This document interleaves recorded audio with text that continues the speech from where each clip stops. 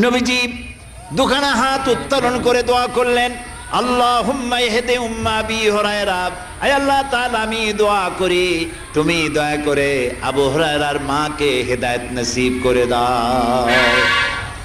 রাসূলুল্লাহ দোয়া করলেন, আল্লাহ ওর মায়ের হেদায়েত করে দাও। হযরত আবু হুরায়রা রাসূলের মুখে দোয়া শুনে দিয়েছেন দৌড়। পিছন থেকে সাহাবীরা মনে করলেন আবু হুরায়রা দৌড়ায় কেন, জামা টেনে ধরছে পিছন থেকে। জিজ্ঞেস করলে আবু হুরায়রা দৌড়চ্ছ কেন, কোনো বিপদ হয়েছে নাকি? কয় না, কোনো বিপদ হয় নাই, আমাকে ছেড়ে দাও। কেন, কি হয়েছে? হযরত আবু হুরায়রা বলেন, সাহাবীরা আমাকে ছাড়ো, আমি দৌড়াইয়া বাড়ি গিয়ে দেখতে চাই। আমি আগে দৌড়াইয়া বাড়ি পৌঁছলাম, নাবি বাড়ি পৌঁছবার আগে আল্লাহ নবীর দোয়া আমার বাড়ি পৌঁছায়। সেই দুইটা জিনিসের কোনটা আমি দেখতে চাই।